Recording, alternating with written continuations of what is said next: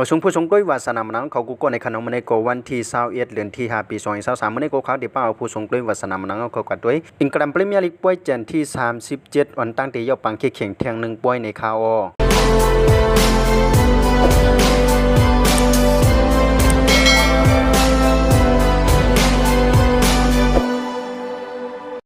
มาด้วยกันดีกุที่1ตั้งในขนมมือคำว่าในกอตตินัมฮอสปาก็ซุ่มบันเฟรงก์เฟิร์ตกัน1-3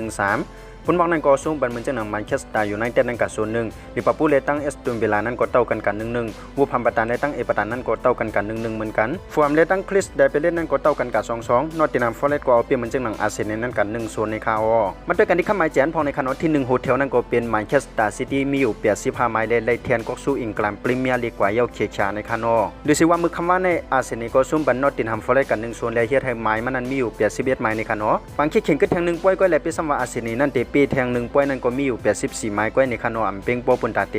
หิมกอกสู้กันตั้งมันซิตี้เอาในคานอแต่เลยว่ามันซิตี้นั้นเป็นอันไรเทียนกอกสู้ไว้เหลือสิเปิ้นใน4-5ปีหลังมาในคานอจนเพื่อว่าบางขี้เข่งนั้นคือเป็นแทง3ป่วยเล็กไว้กะอัมมีพรดีพรให้ตามมันซิตี้เอาในคานอมาด้วยกันที่3พ้องในคานอที่3นั่นก็เป็นนิวคาสเซิลยูไนเต็ดในคานอมีอยู่60กว่าไม้และที่4นั่นก็เป็นแมนเชสเตอร์ยูไนเต็ดในคานอมีอยู่60กว่าไม้เหมือนกันที่5นั่นก็เป็นลิเวอร์พูลในคานอมีอยู่66ไม้เหมือนจังหนังส่วนท็อปฟอร์มนั่นก็ส่วนที่4นั่นอยู่เป็น3ไม้ในคานอมาด้วยกันที่จุ่มเตียนที่ตกจันกันได้3จุ่มนั้นพ้องในคานอที่18นั่นก็เป็นดิยูไนเต็ดในคานอมีอยู่31หมายที่19นั่นก็เป็นเลสเตอร์ซิตี้ในคานอมีอยู่30หมายและที่20นั่นก็เป็นเซาท์แฮมป์ตันในคานอมีอยู่24หมายในก็ตกจันกับยอปัก%ในคานอมาด้วยกันที่ผู้สร้างกงพองในคานอผู้สร้างกงอันใดนำเลย10เปิ้นก็เป็นเออร์ลิงฮาลันด์ของแมนเชสเตอร์ซิตี้ในคานอสร้างกับยอ36โกป่วยเจนที่37ปุ่นดันในคำในก็ตึกก็อยู่ทั้ง3คู่ในคานอก็จะเป็นเวสต์แฮมก็ได้แยกกันนั่งลีดอยู่ไนเต็ดปรายตานั้นก็ได้แยกกันนั่งเซาท์แฮมป์ตันในแมนเชสเตอร์ซิตี้นั่นก็ได้แยกกันนั่งเชลซี2คู่ในก็มีพรดีพรให้อีสังยาวในคานอเหมือนจังหนังแมนเชสเตอร์ซิตี้นั่นก็ไล่แทนกอกสู้กับยาวในคานอเหมือนจังหนังเชลซีนั่นก็ไล่มีพรดีพรให้อีสังยาวในคานอโอกาสดังเซนทั้งหมดก็มีจังหนังในคานออังกฤษพรีเมียร์ลีกปี